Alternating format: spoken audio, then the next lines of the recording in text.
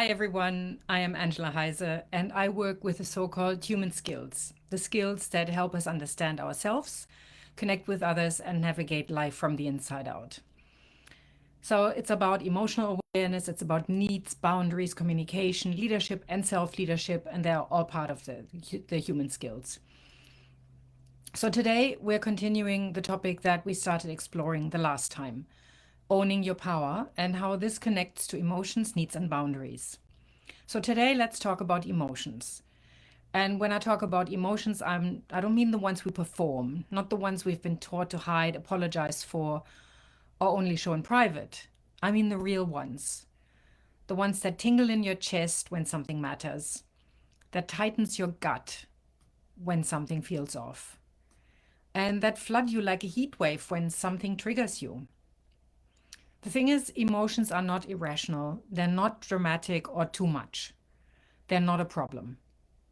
Emotions are messengers, they're signals, they're data. They're your first source of inner intelligence. And they're also the first thing most of us were taught to override. Some of us grew up in homes where emotions were ignored, others in homes where they blow up. Personally, in my upbringing, I became familiar with both scenarios because the truth is, emotions don't just disappear when we push them down. You may have heard me talk about my two vats of willpower and toxicity. And when willpower goes down, toxicity goes up. Eventually, something has to give. So sometimes emotions come out as outbursts, as anger, blame, rage. And at other times, they turn inward, like numbness, anxiety, or depression. We either end up exploding or disappearing. So as children, we were told not to cry, that we were too sensitive, that getting angry was dangerous, so we learned to suppress. We self-edited and shut down. And growing up, we became people who smiled when something hurt. And we started working harder instead of resting. We said, I'm fine, which you probably already know stands for feeling inside, not expressed. And this fine you can often tell by the smile. It stops at the mouth. There's a lack of sparkle and light in the eyes. So we learn to be fine, feelings inside not expressed, while shaking inside, crying in the bathroom, and that if at all, if we were crying at all, because boys don't cry, right? And all of us definitely learned not to cry in front of others, unless we really trusted them, and that took a long, long time. And then it was still embarrassing.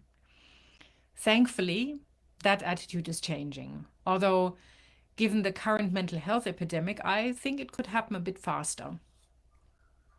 Culture moves at glacial, continental drift speed. So hopefully this will speed up. In any case, over time, we've lost the signal. When you keep pushing down your emotions, your body eventually mutes the signal. It's a survival strategy, but it comes at a cost. What happens is you start missing the cues. You start confusing numbness with strength. And there are a lot of very strong people, very resilient people out there. Mostly, you stop trusting your gut, and I'll talk more about the gut in a minute. And then you begin making decisions based on what's expected instead of what's right for you. You say yes when everything inside you says no. And you stay silent when something needs to be said. You ghost. You disappear. You unfriend. Those are the ways in which we deal with discomfort of that kind. So on the other hand, you become behaviorally productive. You get things done, you meet expectations, but emotionally disconnected. The thing is, over time, that kind of productivity is not sustainable because it's behavioral. It's not emotionally productive. And while it gets results, it costs you connection. It costs you clarity. And sometimes it costs you even your health. You can't own your power from that place. Because if you can't feel, you cannot choose. You can only react.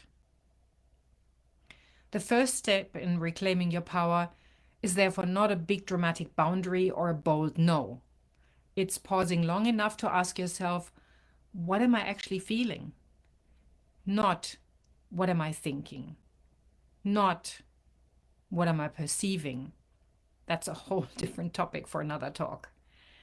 Nor is it what should I be feeling or what would be appropriate to feel right now. It's just what am I actually feeling? And if that question feels too hard to answer, well, then you're not alone.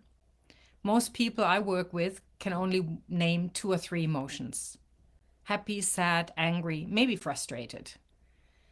But when you ask them how they feel, like, how are you feeling right now? Mostly the answer is not too bad or pretty good, neither of which are emotions. You see, underneath those broad labels, there is a full emotional landscape. Because frustration is not the same as rage or anger. Rage is not the same as anger. Disappointment is not the same as grief. And anxiety is definitely not the same as dread. So when you can name what you feel, you take the heat out of it. You give your nervous system a map. And that map will always lead you somewhere important. Because every emotion points to something that matters. Anger often points to a crossed boundary. Sadness to a loss. Guilt points to a value mismatch. And fear definitely to a perceived threat. Shame is a fractured sense of self. Now, I can talk about this for hours, but just remember, emotions are never random. They're connected to meaning, to needs, to your core. And that's why we don't just want to feel emotions, we also want to work with them. Not by indulging them, not by letting them take us hostage, or but what we do is we let them inform us. And that's emotional maturity. Not emotional control, because that's pushing down the toxicity, but it's about emotional connection. So here's a practical example. You're in a meeting and someone interrupts you again for the 3rd time, and you feel that heat rise in your chest, but you suppress it. You're fine. You keep the conversation going and you pretend that it doesn't matter. But afterwards, you feel flat and disconnected, annoyed at yourself for not speaking up. So what happened? Your body gave you a signal and you ignored it. Your nervous system said, ooh, something's off. I feel tense. I feel unsafe. But because you overrode that emotion, you pushed it down, you missed the moment. And the cost is not just frustration. It was, in the long run, this becomes the erosion of self-trust. So every time we override what we feel, we teach ourselves that what we feel doesn't matter. And eventually we stop listening and feeling and stop trusting ourselves. I've just heard it said that intuition is the highest form of intelligence. And intelligence of that kind, the gut feeling, that's where it sits. So how do we rebuild that connection? First of all, by starting small. When something feels unpleasant, pause. When something feels pleasant, also pause. Name it, even just to yourself. I feel tense. I feel unsettled. I feel overwhelmed. I feel hopeful. I feel joyful. Don't analyze it, just name it. And if you want a list of emotions, let me know, I'll send it to you. Because naming creates space, and space gives you choice. And over time, as you develop that vocabulary, everything changes. You stop going numb in difficult conversations. You begin noticing when you are triggered and why. And you become someone who can stay present with unpleasant emotions instead of reacting to them, being triggered by them. And that presence, that's power. Because power is not the absence of emotions. It's the capacity to stay with them, to listen to your emotions, to work with them, and then choose deliberately what to do next.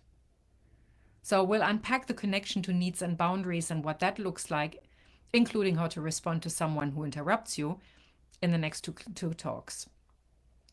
But secondly, on a personal note, how to get more in touch with your emotions is and this is because I'm writing a book about food and emotions at the moment, our emotions are not just psychological. They're not just in the mind. Our thoughts don't just trigger emotions from that place of perception.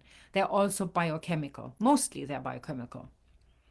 They are shaped by neurotransmitters like serotonin and dopamine or adrenaline, all of these that you may have heard of before.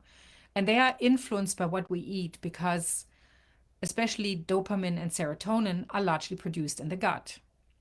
So that's one of the reasons why I pay really close attention to food, to gut health, and to nervous system regulation. Because emotional awareness is not just a mindset, it's a whole body practice. Because that's where real change begins. So, next week, we'll talk about needs and what happens when we stop ignoring what keeps us nourished, balanced, and whole. But for now, just start here. Feel what you feel, name it, and then stay with it for a breath in and a breath out longer than usual. That's enough. And that could be everything. So, thank you for your attention. Thank you for listening. And I look forward to seeing you next time.